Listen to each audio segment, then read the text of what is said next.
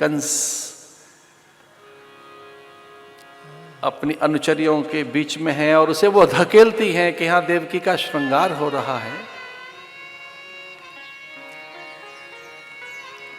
प्राय अनुचरियां कंस की आहट पाकर अचेत होती, दुखित व्यथित होती। आज वही अनुचरियां कंस को धकेलती हैं ये कहकर कि वधू श्रृंगार कर रही है। अनायासी जैसे ब्रह्माणी धरा पर उतर आई देवकी का श्रृंगार करने। रमा रोक नहीं पाई स्वयं को, रुद्राणी संग वो आई। रुद्राणी ने, पार्वती ने माथा चूम लिया देवकी का। ब्रह्माणी उनके नूपुर और आलतक देखने लगी, अपलक। आलतक का अर्थ है आलता, चरणों में विविध औषधियों के साथ चरणों को सजाती हैं कुमारी, बालिकाएं, वधू, तरुणियां, किशोरियां, प्राय वृद्धाएं भी आलतक लगाती हैं, आलता। उन्हें अपलक देखने लगी। ब्रह्माणी रोक नहीं पाई। हाथ की मेहंदी देखने के बहाने से वो रेखा ढूंढने लगी जो ब्रह्म की जननी में होनी चाहिए। ये कृष्ण की मां बनेगी तो कौन सी रेखा है इसकी। बहाने से रमा भी उनके चरणों के नूपुर ठीक करने के लिए आगे बढ़ती हैं। धन्य हैं देवकी।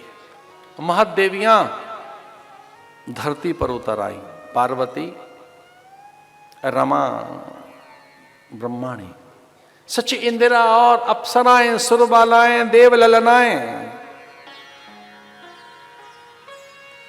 देवकी विदा हो रही है। आकाशवाणी हुई कंस को, जो अत्यंत स्नेह से भीगा है। जो कंस कह रहा है कि सब कुछ मेरी भगिनी को दे दो, जो अच्छा है, सुंदर है, श्रेष्ठ है, महनीय है।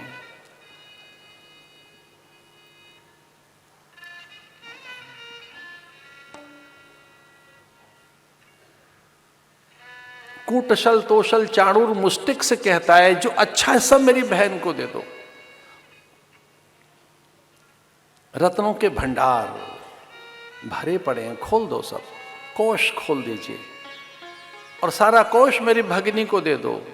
सुंदर वस्त्र, आभूषण, अनेक अश्व, गज, गौएं, जो यहाँ के अच्छे पाचक हैं सब विदा कर दो। विदूषक, अच्छे चाकर, अनुचर, दास, दासियां सब भेज दो मेरी बहन देवकी के साथ। लेकिन अनायास ही उसका स्नेह खो गया, उसमें क्रूरता जगी, उसमें से पशुता और एक नरभक्षी जैसे जग गया हो कोई उसमें। वाणी सुनकर अंबर से अनायास ही एक स्वर उभर कर आया, रे मूढ़ जड़ शठ, जिसे तू अपनी भगनी कहता है वो तेरे काल की जननी है। उसी के 8वें गर्भ से मृत्युदाता आएगा। तेरे मस्तक पर मुष्टिक प्रहार कर, तेरे वक्षस्थल पर पद प्रहार कर तेरे प्राण छीनेगा। तू दुष्ट है, दुराचारी है। अरे दस्यु प्रकृति के निशाचर, तेरा वध करता देवकी का 8वां बालक होगा। बस इतना सुनना था कि जैसे सारा स्नेह खो गया।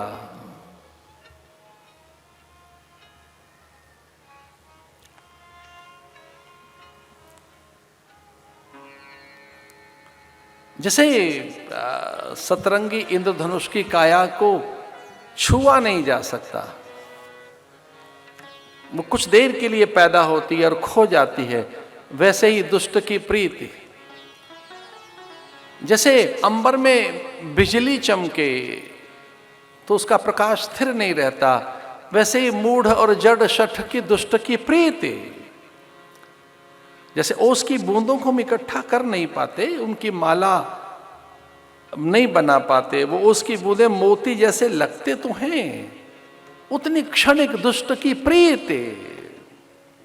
दामिनी दमक रही घनमाही, खल के प्रीत जथा थिर नाई।